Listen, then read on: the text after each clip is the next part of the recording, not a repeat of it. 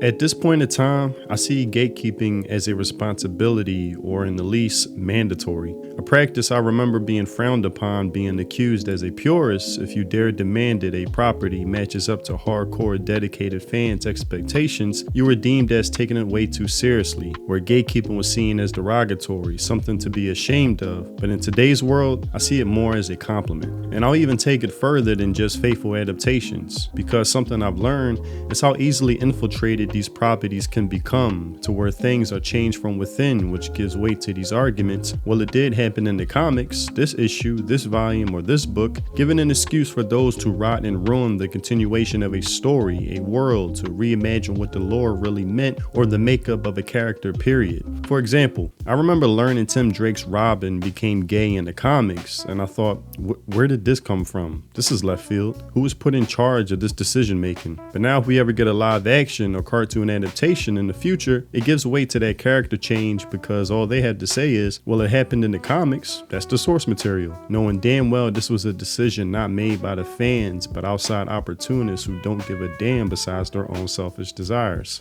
You fucking people.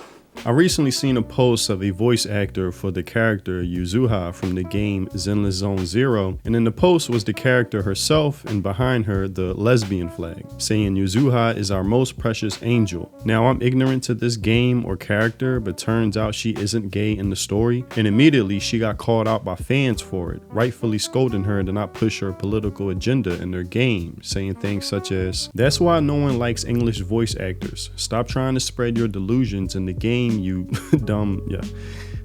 Can we have two girls be close friends without them having to be sex-crazed lesbians? My God, you people are obnoxious. Why is it so absurdly difficult for y'all not to do crap like this? You are a voice actor, not the character. Just focus on your job. And it's funny because people like this voice actress will be the first to push against AI replacing them, but their behavior indirectly advocates for AI the most, with this comment summing it up well. The fact that people heavily prefer AI over unprofessional voice actors constantly pushing agendas is honestly a sign that should be taken seriously. When the time hits and AI fully develops, no one would be supporting you for the pushback. And some may say, well, this is fan art or headcanon, what's the big deal? And I say wrong. This isn't headcanon or typical fan art. What I call this specifically is soft infiltration or subtle attempts to claim something outside of its accurate representation. Relying on that attitude, you guys just need to let it go. The same type of attitude that has led to other fandoms being torn and ruined from inside out. This gives them the room to claim ignorance when being called out, like, oh, I didn't know, I just picked this one picture out of many coincidentally, something that actually occurred during an exchange with a fan. Yuzuha is not a lesbian. Nothing in the lore points to her sexuality. Stop pushing your sexual preferences into a character you voice, please. It's highly unprofessional. If you do that as a fan, nothing is wrong with that, but you are the official voice actress of the character. Then with her responding, I don't have any opinion of this, I'm not sure what you mean. Really? They respond back, you literally post a Yuzuha gift in front of a lesbian flag and it's still there. Then her, if I posted something to do with that, it was purely accidental. I'm sorry, I'm allergic to bullshit. But discrimination against minorities is not okay, which is a common activist tactic, deflect in reverse to make you seem like the culprit in all this. Something that would have worked over a decade ago, but people have smartened up since then. Now me, I call bullshit on her claiming ignorance. I no longer give the benefit of the doubt. Like I said, this isn't a decade ago. You have to purposefully choose that picture out of many when searching that character. To me, I see it as testing the waters to see how much support her post will get versus the amount of pushback she'll potentially receive. Even with her saying Yuzuha, our most precious angel, along with the flag. Well, what's the purpose of a flag?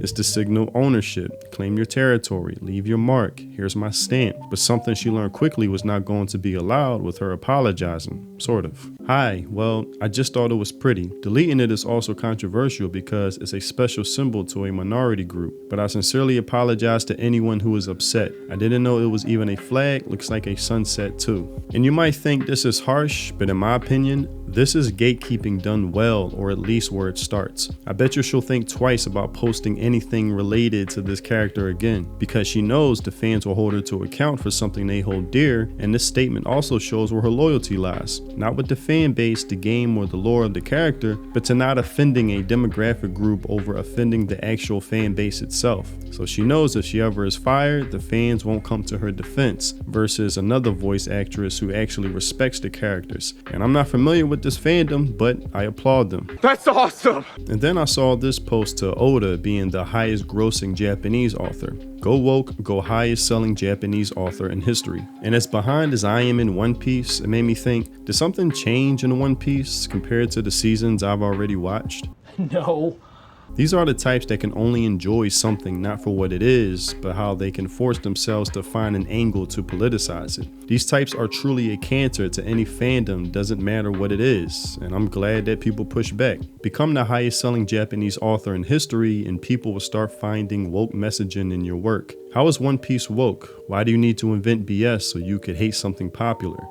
This is woke? I thought this was, let's say, T-phobic. Which started many debates in the comments of people saying, well, this character is of this demographic, so that automatically makes it woke, when no, it doesn't. There's a difference between this. It's so strange. Until 7 years ago, I was a hereditary guard of the Littner Armory, and now I can fine-tune a gigantic battleship like this. And what is this? Listen, I'm a transgender woman with a record, who's also gone through bankruptcy.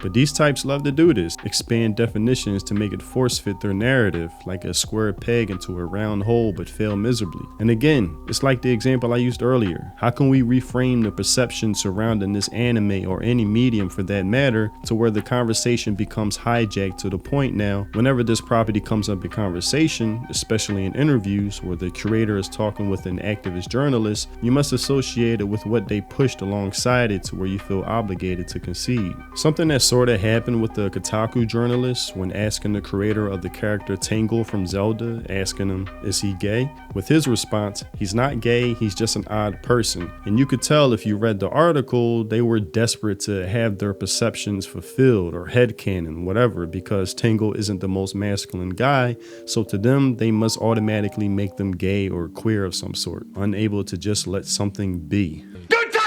Anime fans may soon have to rely on watching dubs if sub quality keeps deteriorating. And basically, this journalist makes the case that because AI messes up translations here and there, that dubs are far more superior, less cringe, and don't ruin the watching experience. But there's a difference between messing something up accidentally and purposefully butchering something to boost a corrupt localizer's own ego. For example, this user posted English dub dialogue from Dress Up Darling, saying over it, what the actual fuck is this localization? Now, to each his own, not really, but I agree with her, this sounded very bad. I actually watched the dub scene she referenced and was reminded quickly of why I watch subs. Oh, dude, what's your story? Looks like some pretty hardcore action. This is, it's chill. I mean, not chill, but cool. Just shut up, dude! It's not that deep. Guys, there was this dude who was like stalking Maureen outside even after his hair was done. My dude, just go home. Creeper. Was he cute at least? Oh yeah, he was stupid hot. Then she just walked away from the scene of the murder. You brutal queen, way to go. Yeah, ouch. I swear the dude froze and his soul spilled out of his mouth. Don't be a doof. There was no freaking way. And I couldn't imagine stomaching this for a whole episode. It sounded like a writer trying to sound like Western dialogue, or an alien trying to mimic human speech, or a principal trying to fit in with the cool kids. I'm with it. I'm hip. I guess this is a result of my generation, millennials, the selfie generation, making everything about me instead of the product at hand, which it wasn't always like that. But again, my generation and lower has occupied these positions, and this is what you get. Then someone responds to her. Oh no, they put personality into bland Japanese dialogue. There are better ways to get the rent paid, a grifting bitch. And this is just complete disrespect to the author at hand and an excuse for modern localizers to butcher the author's work. Again, it's all about the me and not the source, a complete disregard for the creator and anime in its purest, really, because Japanese dialogue isn't bland at all, but even if it was, I prefer bland dialogue over cringe dialogue any day, unless it's so bad that it's good on some The Room type shit. I did not hit her. It's not true. It's bullshit. I did not hit her. I did not. Oh, hi, Mark. Oh, hey, Johnny, what's up? But that's all I had for this video. Tell me what you think in the comment section below. Too many times have I seen fandoms have what they enjoyed their whole lives destroyed just because people want to join in on where everyone else is, without showing respect for what came before them, understanding the roots of something, but instead want to change what it is at its core just because they don't like what they see, when they could just go somewhere else, but they never do, which is why I say gatekeeping is mandatory if you want to preserve what you love, where only those with true, genuine, and humble interests are allowed, not opportunists. Also, if you haven't checked out my music, Spotify links in the description. If you love those lo-fi, mellow, boom bap vibes, then my music is definitely for you. And if you want to support me and the content I create, consider joining my channel. Becoming a member is much appreciated. Thanks for watching, and I'll see you in the next video. Free think. Peace.